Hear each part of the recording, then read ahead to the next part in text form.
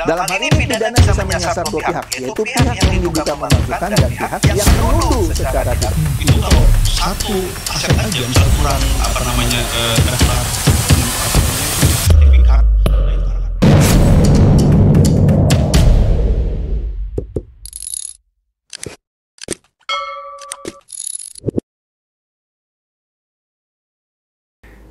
Halo Bapak Ibu, saudara-saudari sekalian, lovers and haters. Salam cerdas Indonesiaku. Jumpa lagi kita pada kesempatan kali ini. Bagi Anda yang belum subscribe channel saya, silakan subscribe channel saya. Tekan loncengnya agar Anda dapat notifikasi setiap kali saya mengupload video-video saya. Kali ini saya akan membahas mengenai mantan rektor UGM yang menurut pengakuannya merasa dijebak oleh Rismond sehingga dia mengutarakan komen-komen negatif tentang Jokowi dan ijazahnya yang dituduh palsu itu. Akhirnya dia minta maaf dan dia mencabut semua pernyataannya. Nah, nanti kita lihat, seru nih ya. Astaga. Nah, seperti biasa, ada yang numpang lewat, tapi ini penting juga ya. Ini mengenai negosiasi antara Pak Prabowo dengan Donald Trump, yang sebelumnya sudah saya bahas sekilas, ini saya bahas lagi sedikit, tentang bagaimana barang-barang dari Indonesia yang masuk ke Amerika hanya dikenai tarif 19%. Sebelumnya kan 32%, bahkan diancam mau ditambah 10% karena Indonesia ikut BRIC. Oke? Kalau ditambah 10 jadi 42 tuh. Jadi barang Indonesia yang masuk ke Amerika jadi mahal, tidak kompetitif. Tapi Pak Prabowo berhasil tanda kutip menjinakkan Trump sehingga cuma 19%. Tapi ada timbal baliknya, yaitu barang-barang Amerika yang masuk ke Indonesia diminta cuma 0%. Wah, banyak kadrun dan badrun sok tahu, bilang Pak Prabowo itu salah gitu. Kayak dia lebih pintar dari Prabowo. Oke, langsung aja nih ya. Nah, ini dia nih. iNews memberitakan baru-baru ini, Istana respon pro kontra penurunan tarif impor Trump jadi 19%.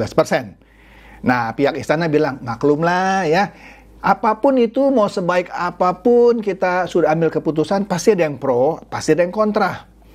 Yang pro misalnya si Chandra Teja tuh ya. Yang kontra ya yang netizen lainnya lah gitu ya. Wajar, nah santai aja pihak istana. Nah, kita lihat nih ya, CNN di dalam beritanya kemarin nih, dia melampirkan daftar barang ekspor Amerika Serikat yang akan bebas tarif jika masuk ke Indonesia. Barangnya banyak di sini ya. Nah, singkat cerita, menurut data Kementerian Perdagangan ya, yang diolah dari US Census Bureau Statistik, total ekspor Amerika Serikat ke Indonesia itu mencapai 166 triliun rupiah pada tahun 2024. Oke?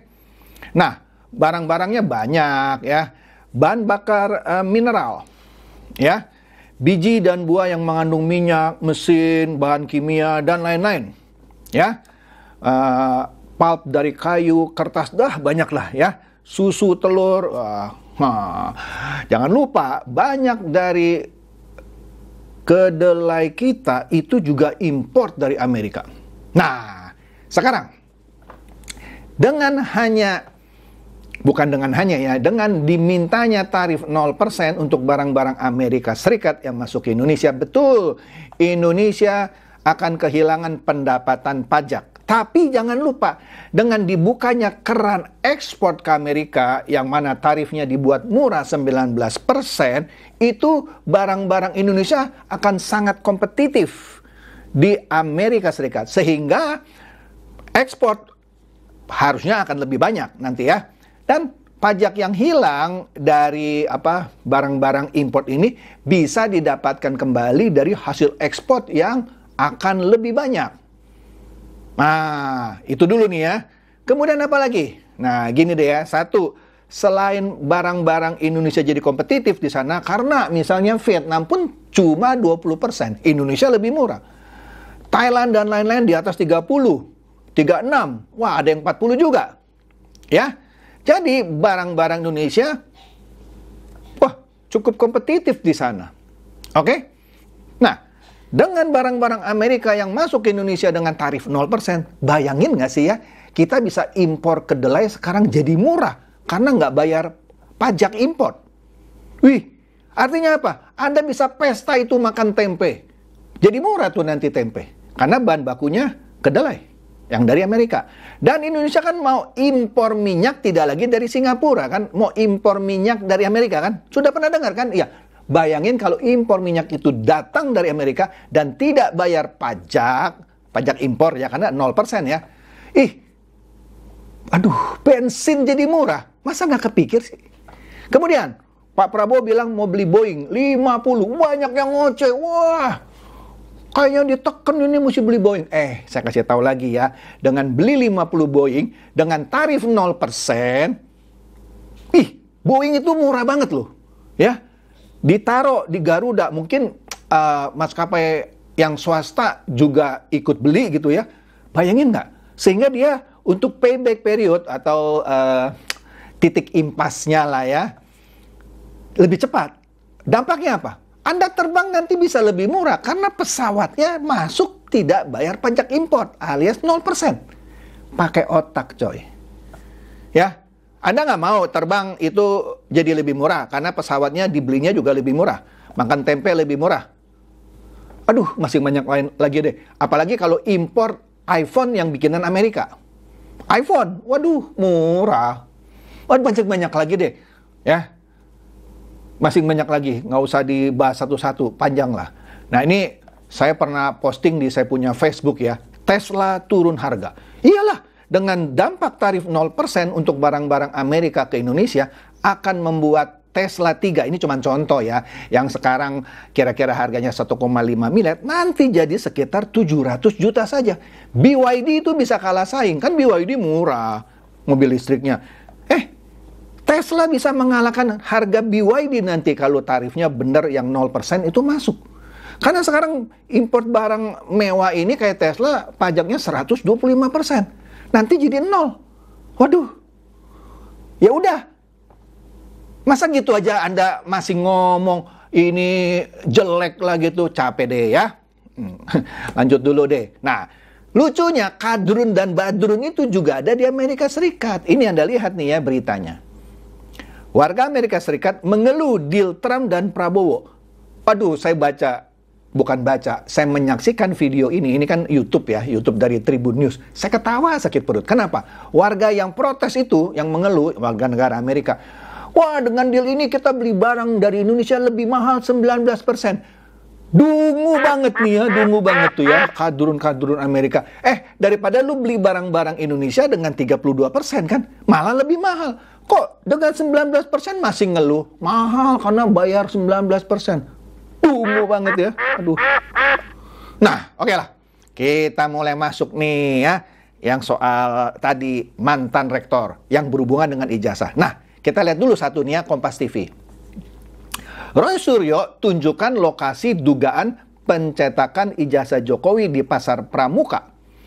Lah, ijazah Jokowi yang katanya dicetak di Pasar Pramuka atau dipalsukan di Pasar Pramuka sudah dibantahkan oleh dua politisi senior PDIP sendiri. Ya, Andi Wijayanto dan Pak Prasetyo. Dan Betor Botak pun sudah minta maaf.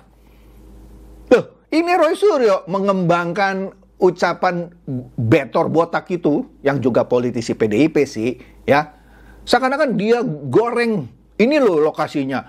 Pasar Pramuka itu bukan terbakar, dibakar. Jadi diduga dibakar sama Jokowi gitu ya. Astaga, capek deru, panci.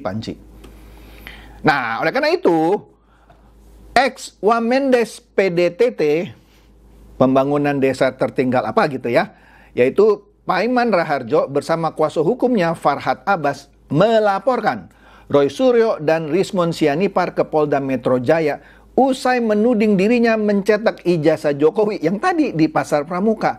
Rasain loh. Jadi dituntut melalui pengacaranya Farhad Abbas membuat 2 laporan, pencemaran nama baik dan penyebaran berita bohong dan pemerasan. Mampus lu ya, rasain lu. Oke.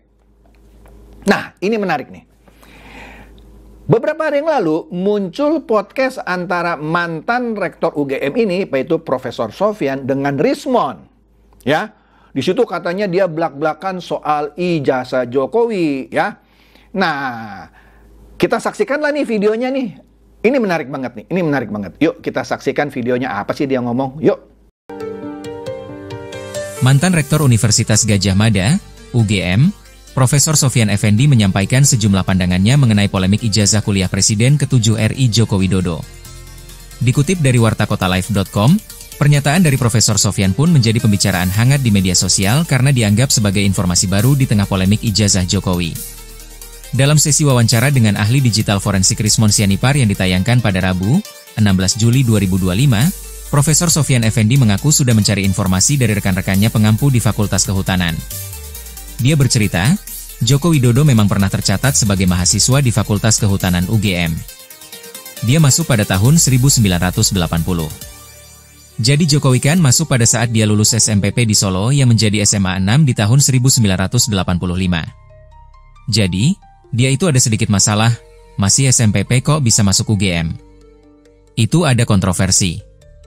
Ada masalah, kata Profesor Sofyan. Pada 1980, menurut Profesor Sofyan, Jokowi masuk UGM berbarengan dengan kerabatnya yang bernama Hari Mulyono. Menurutnya, ada perbedaan mendasar antara Jokowi dan Hari Mulyono. Hari Mulyono, saat itu, dikenal sebagai mahasiswa yang cerdas dan aktif di berbagai organisasi. Secara akademik, nilai Hari Mulyono cukup menjanjikan. Berbeda dengan Jokowi, menurut Profesor Sofyan, di 2 tahun kuliahnya, nilainya buruk. Dan masih panjang lagi ini videonya, males saya ya. Ya, nyebelin lah komentarnya Profesor Sofyan ini yang mantan rektor. Anda lihat tadi ya, intinya nih masih panjang sebenarnya, nggak usah panjang-panjang lah ya. Katanya Jokowi masuk di tahun 1980 yang waktu itu baru lulus SMP. Aduh, mana mungkin UGM menerima Jokowi yang bukan siapa-siapa pada waktu itu, yang baru lulus SMP diterima di UGM. Mungkin nggak? Jokowi belum siapa-siapa saat itu. Masa bisa lulus SMP, masuk UGM? Anda dengar lagi ya videonya ya. Dan dibilang juga Jokowi itu nilainya buruk, bla bla bla bla. Di ujungnya, tapi saya nggak tayangkan lah ya, males saya dengerin videonya nih ya. Skripsinya jadi diduga nggak benar, segala macam deh. Jadi Rismon seneng tuh ya, waktu dia mewawancarai profesor ini, ya yang sebenarnya ngaco lah ya. Ya udah, itu dulu nih. Nah, sekarang kita lihat lagi nih, ya ada lagi yang menarik nih. Nah, kemudian setelah itu diserang dia. Ayo buktikan, bla bla bla bla bla sama netizen. Akhirnya pusing juga dia, kicep dia. Kicep kenapa? Akhirnya dia mengakui dia salah. Terus dia minta maaf. Kita lihat ini ya, top news dari Tribun Network ya. Ya. Mantan rektor UGM yang sebelumnya mencabut kembali statementnya mengenai ijazah Jokowi yang palsu. Jadi dia ikut-ikutan jadi kadrun. Nanti kita lihat ya, ada berita-beritanya lagi. Dia merasa dijebak oleh Rismon ketika diwawancara. Mantap bener nih ya. Oke, lanjut. Nah, kemudian setelah itu dia mengeluarkan ya. Tapi sebelum itu, sebelum dia mengeluarkan pernyataan, kita lihat dulu dan nih ya, sebuah video di mana dia menyatakan menarik, minta maaf. Rektor UGM periode 2002 hingga 2007, Profesor Sofyan Effendi mendadak menarik pernyataannya terkait keabsahan ijazah Presiden ke-7 RI Joko Widodo yang sempat disampaikannya saat berbincang dengan ahli digital forensik Rismon Sianipar. Adapun klarifikasi ini disampaikan oleh Profesor Sofyan Effendi dalam pernyataan tertulisnya pada Kamis 17 Juli 2025. Dalam keterangan tersebut, Profesor Sofyan menyatakan bahwa pernyataan Rektor UGM saat ini, yakni Profesor Ova Emilia, pada 11 Oktober 2022 lalu, memang sesuai dengan bukti-bukti yang tersedia di universitas. Oleh karena itu, Profesor Sofyan pun secara resmi mencabut seluruh pernyataannya dalam video yang tayang pada Rabu 16 Juli tersebut. Sofyan pun meminta video wawancara tersebut untuk ditarik dari peredaran. Lebih lanjut, Sofyan juga menyampaikan permohonan maafnya secara terbuka kepada semua pihak yang disebut dalam wawancara itu. Ia pun berharap agar polemik ijazah Presiden ke-7 RI Joko Widodo segera dihentikan. Anda saksikan kan tadi ya, dia cabut pernyataannya. Nah, tadi yang saya bilang dia menyatakan itu, dia juga sebarkan ini, sebut saja permohonan maafnya. Nah, ini menarik nih, permohonan maafnya. Nah, ini kita lihat nih ya, pernyataan Sofyan Effendi ya, bahwa terkait informasi yang tersebar dari live streaming di kanal YouTube YouTube Langkah Update dengan judul Mantan Rektor UGM Buka-bukaan. Profesor Sofyan Effendi, Rektor UGM tahun 2002 sampai 2007 yang menyatakan ijazah Jokowi dan kampus UGM bla bla bla gitu ya. Nah, itu tayang pada 16 Juli tentang ijazah atas nama Pak Jokowi ya. Dengan itu, Sofyan Effendi bilang, saya menyatakan bahwa pernyataan Rektor UGM Profesor Dr. Ova Emilia pada 11 Oktober 2022 memang sudah sesuai dengan bukti-bukti yang tersedia di universitas. Ya kan, seperti video tadi ya. Sehubungan dengan itu, saya menarik semua pernyataan saya di dalam video tersebut dan memohon agar wawancara itu dihapus. Dan dia minta maaf, bla bla bla bla bla bla. Oke, jelas ya? Aduh. Nah, ini beritanya juga di CNN. Mantan Rektor UGM tarik ucapannya soal kuliah dan ijazah Jokowi yang dibilang jelek bla bla bla lah gitu ya. Aduh. Menurut saya apa ini? Menurut saya ini, ini memalukan ya. Bagaimana seorang mantan rektor bisa terkecoh sama Rismon dan dia merasa, ntar kita lihat ya, yang ucapannya nggak layak lah gitu ya. Nah, UGM pun memberikan klarifikasinya, ya kan? Nah, Anda bisa baca lah di websitenya UGM ya. Di sini diterangkan bahwa yang disampaikan oleh Sofyan Effendi ini sangat disayangkan karena beliau menyampaikan opini yang keliru dan tidak berdasar ya. Pernyataan tersebut akan berdampak hukum dan menjadi risiko bagi Bapak Sofyan Effendi secara pribadi. Karena ini juga jelek-jelekin UGM kan. Masa UGM dibilang terima Jokowi yang baru lulus SMP? Nggak mungkin kan? Aduh.